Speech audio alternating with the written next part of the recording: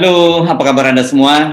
Senang sekali saya Arif dari Forum News Network bersama dengan Dewan Pakar Forum News Network, Bung Rocky Gerung. Saya sebut Dewan Pakar nih. Bukan Dewan Hakim ya? Itu dia. Makanya Dewan Pakar itu untuk membedakan Dewan atau Majelis Hakim. Karena ini kan baru saja Majelis Hakim di Pengadilan Negeri Jakarta Timur itu mengabulkan permohonan Habib Rizik Syihab untuk sidang offline, artinya hadir langsung. Saya tadinya bertanya-tanya itu Bung Rocky, kan ada 3 kasus kan Habib Rizik Syihab itu ya di situ, jadi hat-trick nih. Saya udah usul ke sahabat Anda Pak Jaya Suprana untuk dimasukkan ke Museum Rekor Indonesia lah. Kita ada orang sekaligus diadili dengan 3 kasus sekaligus gitu. ada kasus kerumunan Petamburan, kerumunan Megamendung, dan kemudian swab yang dianggap menyembunyikan soal hasil swab gitu di RSUMI Bogor. Nah, orang sekarang persoalannya bukan soal online atau offline. Orang bertanya-tanya ini tentu mengapa kemudian sampai ada 3 kasus sekaligus, sebenarnya kasus pelanggaran protokol kesehatan itu sendiri kan orang sudah bertanya-tanya tentang sidangnya. Yang kedua, kenapa sidangnya kemudian sangat dibedakan dengan sidang-sidang lain yang kalau alasannya COVID kan juga sama-sama dilaksanakan. Nah, lebih konyol lagi dalam kasus ini ternyata ada tersangka yang terdakwa yang sama dengan Habib Rizik Syihab dalam sidang RSUMI, dia bisa dihadirkan kok di persidangan, sementara Habib Rizik tidak. Nah, itu saya kira hal yang terbaru. Tapi kalau persidangannya semua orang tahu, tapi mengapa sampai harus kejadian seperti ini yang saya kira menarik untuk dibahas, Bung Rocky. Ya, saya lihat bahwa Habib Rizik ini akhirnya jadi semacam umpan untuk mengukur kedalaman politik Islam, untuk mengukur ketajaman analisis media, untuk mengukur potensi oposisi. Jadi dia jadi umpan dari rejim yang panik sebetulnya. Rejim yang seharusnya membaca politik dalam perspektif sejarah dan tahu bahwa politik Islam tidak mungkin membesar bila ada keadilan sosial tuh. Kalau kita belajar sejarah di mana-mana sepanjang sejarah Indonesia, gerakan politik Islam ini tumbuh bersamaan dengan merosotnya moral keadilan itu. Lepas dari siapapun tokohnya, tapi itu yang terjadi.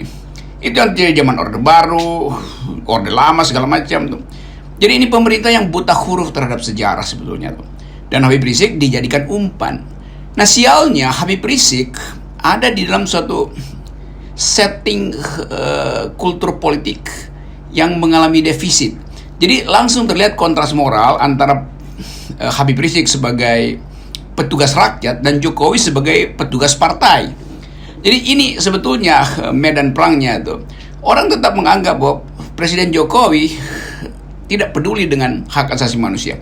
Karena masalah Habib Rizik bukan soal pidana, tapi soal pelanggaran hak asasi manusia tuh, yaitu hak dia untuk memperoleh perlindungan justru dalam memberi kritik pada kekuasaan dianggap itu sebagai kriminalitas tuh. Karena itu dicarikan delik yang kriminal, yaitu kerumunan.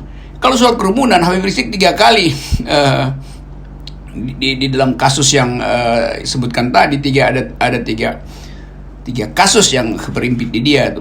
Tapi karena hanya soal kerumunan, lalu orang bandingkan, loh, si petugas partai itu berkali-kali melakukan hat-trick yang buruk, bahkan bikin gol bunuh diri 3 kali dalam soal kerumunan. Baru-baru ini juga presiden pergi kemana, ke wilayah mana itu, yang juga menimbulkan kerumunan. Jadi kontras moral yang orang lihat di situ. Oleh karena itu, dari Garut sampai Jakarta itu orang marah kenapa Habib Rizik tidak boleh hadir di pengadilan. Takut dengan masanya. Kenapa masa nggak bisa dikendalikan? Kenapa masa presiden bisa dikendalikan itu? Jadi soal-soal semacam ini yang jadi background. Mengapa kita mengambil kesimpulan bahwa terhadap Habib Rizik ini ada pengadilan sesat atau pengadilan yang hendak menyesatkan Habib Rizik sebagai orang sesat. Padahal problem kita bukan soal siapa Habib Rizik, tapi sebagai individu dia harus diperlakukan sama dengan Jokowi sebagai individu. Nggak ada soal di situ mau kepala negara kek. Kalau betul-betul melanggar aturan kerumunan, lakukan hal yang sama. Jadi ini yang disebut sebagai upaya untuk mendiskreditkan sebuah kelompok yang di belakangnya ada simbol-simbol Islam. Itu yang saya protes dari cara kekuasaan menangani Habib Rizik sebagai warga negara. Dia tidak diadili sebagai warga negara, tapi sebagai tokoh Islam. Itu bahayanya kan. Nggak ada di dalam hukum pidana seseorang diadili karena dia menyandang status kultural tertentu. Enggak.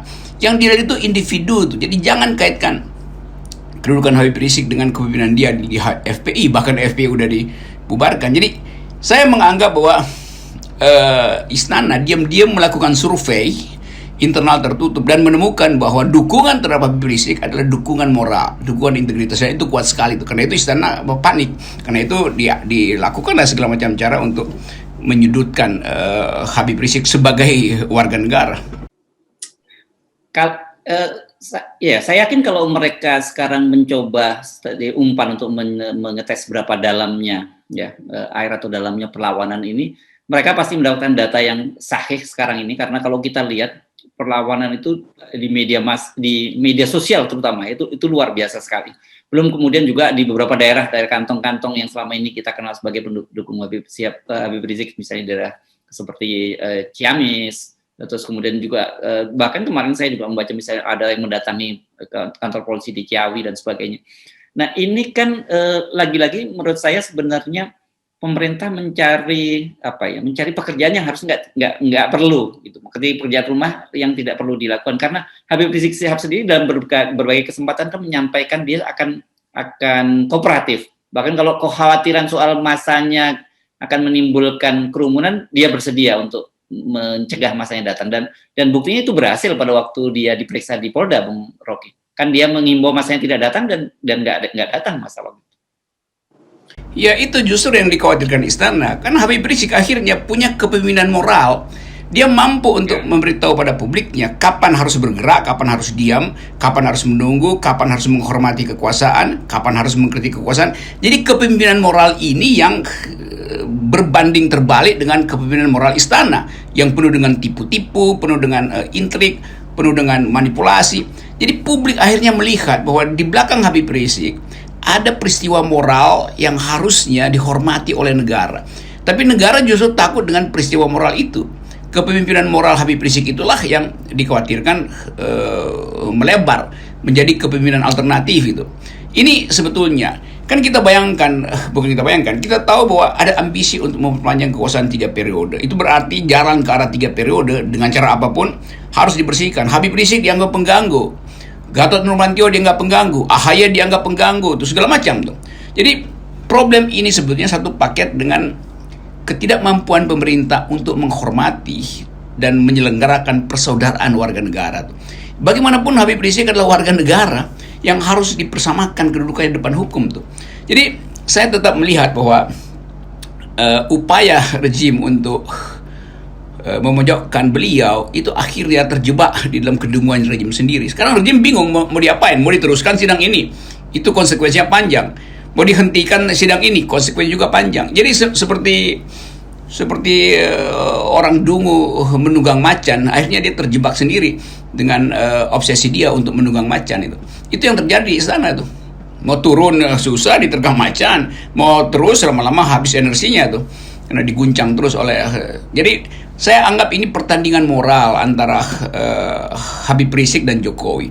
Bukan Habib Rizik ansih sebagai person, tetapi di belakang Habib Rizik ada kumpulan moral yang ingin melihat hukum itu dibersihkan dari kepentingan politik. Sementara di pihak Jokowi atau istana atau kekuasaan ada upaya untuk menjadikan Habib Rizik sebagai target operasi untuk menghalangi peristiwa yang sedang direncanakan, yaitu 3 periode kepresidenan. Itu saya anggap satu paket. Mau dianalisis dengan cara apapun, yang terbaca adalah itu. Ya, metafora orang menunggang macan ini tadi menarik sekali itu, karena kelihatannya mereka sampai pada posisi di situ ya. Setelah menunggang macan nggak berani turun gitu. Karena kalau turun ini pasti bakal diterkam kan. Tanda-tanda semacam itu udah sangat kelihatan ya. Iya, itu yang diam-diam seluruh aparat analis politik melihat itu sebetulnya tuh. Tetapi hakim akhirnya harus memutuskan dia mau ikuti jalan pikiran istana atau mau ikuti jalan pikiran publik. Jadi sekarang yang diuji sebenarnya integritas hakim tuh. Dan hakim, saya berharap hakimnya masih punya akal sehat dan menganggap bahwa ini bukan delik, ini adalah permainan politik. Karena itu jangan main-main dengan kekuasaan moral. Jadi terjebaklah sebetulnya hakim juga dalam prinsip-prinsip yang dari awal harus dia tegakkan, yaitu hak asasi mendahului pesan politik. Jadi kalau hakim-hakim ini mengerti tentang kedudukan utama dari hukum, dia pasti akan anggap bahwa pesan politik tidak boleh masuk di ruang pengadilan.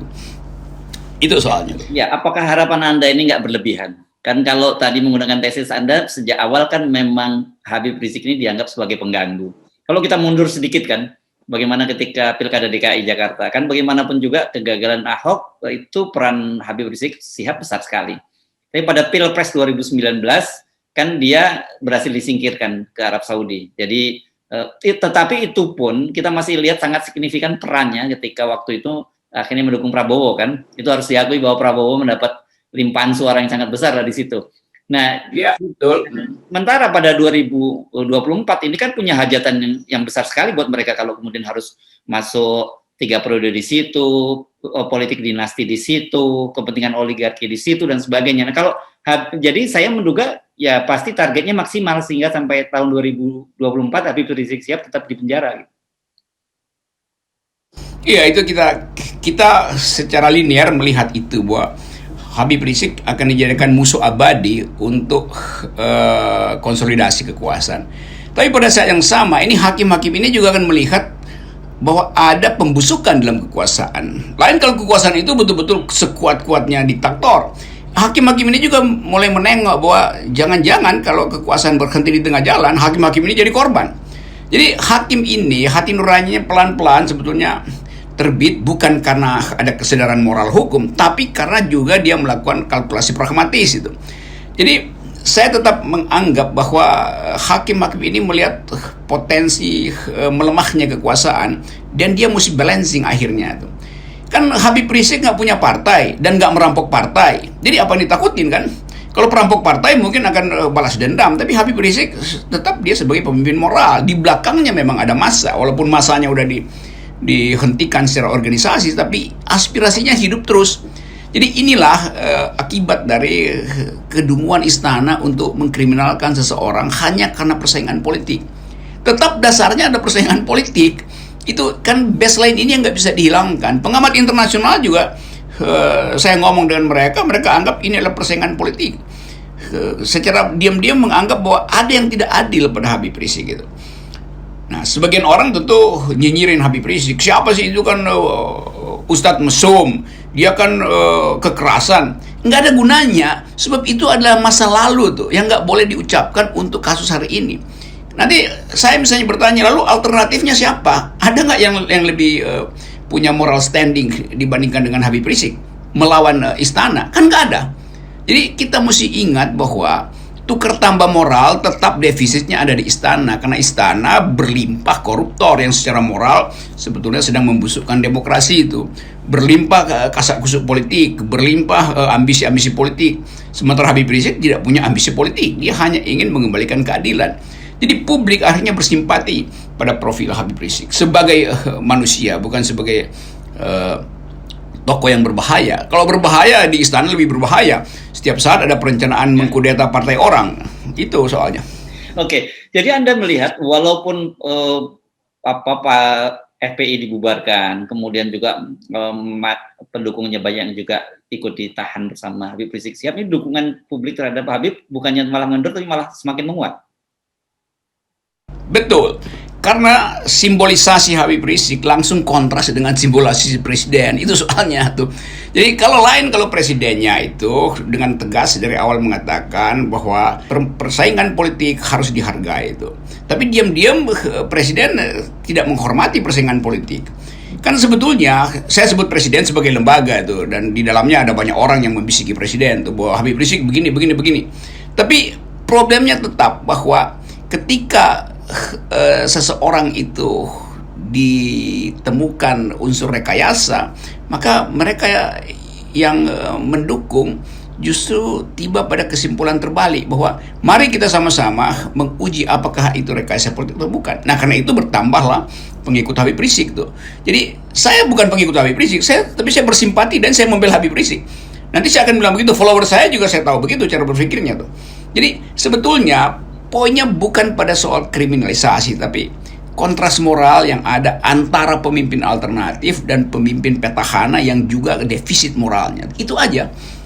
Ya, saya kira kan apa yang terjadi pada Habib Rizik ini dalam skala yang berbeda itu terjadi pada Demokrat gitu ya. Orang banyak membela Demokrat bukan karena membela Demokrat, tapi membela demokrasi. Dan begitu juga halnya dengan ketika orang membela, bukan karena Habib Rizik tapi itu ya betul.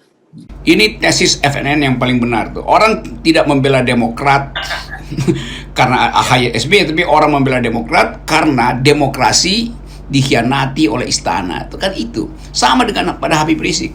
Jadi nanti ada semacam kelompok yang pindah-pindah aja antara membela Demokrat hari ini, besok membela Habib Rizik, membela PKS. Jadi satu kelompok baru di dalam masyarakat, termasuk millennials, yang melihat ada ketidakadilan terhadap Demokrat, terhadap Habib Rizik, terhadap Jumhur Hidayat, terhadap Gatot Nurmantio.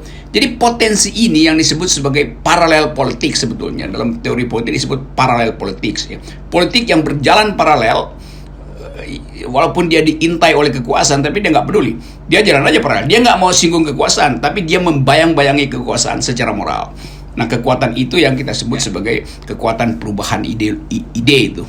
Saya membayangkan ini kalau terus berlanjut semacam ini penzoliman terhadap Habib Rizik Sihab ini dia bisa menjadi semacam martir. Mungkin kalau dalam teologi Kristiani mungkin bisa jadi semacam santo gitu ya dalam situasi yang kalau terus-menerus dilakukan seperti ini oleh pemerintah. Itu sebetulnya diam-diam di Indonesia mulai berlangsung disebut politik mesianik gitu. Dalam teori politik namanya menunggu Mesias itu, atau menunggu Satrio Piningit kalau dalam bahasa Jawa. Itu sama aja, karena orang ingin menabung moral sejak hari ini dalam upaya untuk mengatasi moral yang defisit dalam pemerintahan Jokowi itu.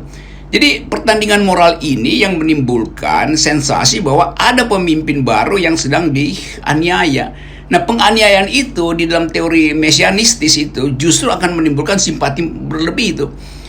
Mandela adalah mesianistik dalam pengertian Afrika Selatan.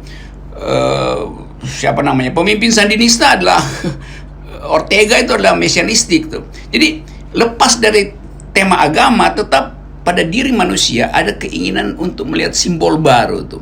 Dan simbol baru itu selalu lahir dari simbol lama. Simbol baik itu lahir dari simbol buruk. Jadi bagian ini yang nggak dipahami oleh istana tuh. Karena ketidakmampuan untuk membaca sejarah dan tidak mampu untuk melihat dimensi spiritual dari politik gitu. Oke. Sekarang ini kalau kembali ke Habib Rizik Sihab, pengadilannya satu sudah mulai mengendurkan tekanan dari sisi pelaksanaan yang offline dan online gitu. Nah, tetapi bagaimana dengan ancaman hukumannya kalau melihat kecenderungan tadi yang Anda lihat, kecenderungan politik dari pemerintah yang ingin dalam tanda petik menghabisi Habib Rizik Sihab? Ini kalkulasi tentang hukuman itu yang bikin pusing pemerintah akhirnya kan. Kalau dilemahkan itu artinya menyetujui aktivitas politik Habib Rizik. Kalau dikerasin itu artinya backfire buat kekuasaan. Jadi kita tidak bisa lagi punya akal pikiran yang jernih di dalam menentukan hukuman itu tuh. Kalau dibebaskan, bagaimana proses politik udah berlangsung? Jadi sekali lagi ini konsekuensi dari kedunguan aja tuh. Jadi kita tonton aja mau diapain tuh. Dan kita tahu bahwa walaupun kita tonton, penonton yang lain sebetulnya sedang mengkonsolidasikan moralnya untuk terus mendorong perubahan politik. Jadi bagi saya, Habib Rizik dihukum atau tidak dihukum, momentum politik sedang berjalan. Jadi hukumannya itu akan ditentukan oleh jumlah moral yang makin defisit di pemerintah. Saya nggak melihat bahwa pemerintah memperbaiki kemampuan dia untuk mengakrabkan kehidupan masyarakat. Habib Rizik adalah bukti bahwa pemerintah melakukan rekayasa untuk divided nation, untuk membelah masyarakat ini. Saya mau ajukan dalil itu dan silakan. Mungkin nanti Mahfud MD atau Fajrul Rahman datang lagi dengan teori yang macam-macam yang sebetulnya nggak ada gunanya tuh. karena moral udah sedang berjalan itu. Sementara istana terus-menerus sibuk dengan kasakusuk untuk 3 periode, kasakusuk untuk ambil keuntungan dari politik perberasan, kasakusuk untuk menyogok daerah-daerah agar supaya terima oligarki yang sedang merusak lingkungan, macam-macam. Jadi kalau kita bikin simple, sebetulnya kontras moral itu sudah berlangsung di depan pengadilan Habib Rizik. Oke. Ini pertanyaan ini berulang kali saya sampaikan pada Anda, tapi tentu sering dalam konteks yang berbeda. Dalam kasus Habib Rizik Syihab ini kan sejak awal sebenarnya tidak seperti yang dicitrakan oleh pemerintah. Habib Rizik Syihab ini figur yang konformistis kan. Ketika baru tiba pun dia sudah menawarkan dalam tanda petik semacam rekonsiliasi. Dan kemarin ketika di persidangan kan dia juga menyampaikan hal itu, yang dia akan menjaga protokol kesehatan, itu menjadi tanggung jawab kita bersama dan sebagainya, menjamin masanya tidak akan kooperatif dan sebagainya. Tetapi kenapa ini tetap dihadapi dengan kekerasan? Kenapa tidak disambut gitu tawaran semacam ini? Karena dengan cara begitu kan sebenarnya situasinya buat pemerintah sendiri jauh lebih menguntungkan. Karena pemerintah udah putuskan dia harus terus-menerus hidup dengan cara menyingkirkan yang lain. Yang disebut politik kekuasaan itu selalu exclusionary, menyingkirkan yang lain supaya dia sendiri yang bisa atur pencitraannya itu. Jadi soal yang sederhana sebetulnya, tapi ya saya mau sebut aja kedunguan istana untuk membaca sejarah politik. Dan istana akhirnya lupa bahwa pertandingan moral itu tidak mungkin dimenangkan oleh mereka yang moralnya justru makin defisit itu. Jadi sekali lagi kita mau pastikan bahwa mereka yang nyinyir pada Habib Rizik itu justru karena ketakutan bahwa jumlah moral dikumpulkan kembali melalui Habib Rizik itu. Saya mau terangkan ulang bahwa bukan Habib Riziknya yang jadi pertaruhan politik kita, tapi moral di belakang Habib Rizik, yaitu mau bicara jujur, mau rekonsiliasi, mau menyediakan diri untuk bertemu dengan presiden. Tapi presiden menganggap nggak perlu, gue mah happy aja. Kira-kira begitu kan. Otak istana kan begitu. Bahkan dia happy melihat Habib Rizik masuk dalam penganiayaan publik. Ya, ini sangat menarik. Dan ada satu topik, tapi saya kira mungkin nggak kita bahas sekarang, tetapi semacam teaser itu kepada para subscribernya Rocky Gerung Official. Tadi kan Anda menyinggung soal mengekskluded dan soal politik Islam. Ini bagian dari, saya ingin bicara nanti, next kita sambung bicara tentang apakah memang ada upaya sistematis dari pemerintah untuk mengekskluded Islam dari ranah politik Indonesia, dan Islam politik itu simbolnya adalah Habib Rizik Syihab. Anda nggak perlu jawab sekarang, Bung Rocky, karena tadi sebenarnya sudah memberikan clue-nya. Kita tunggu pertanyaan berikut dari Harsubono Point. Baik, terima kasih, Bung Rocky. Siap. Pokoknya next kita bahas tentang politik of exclusion dari istana. Yes, siap. Oke, bye.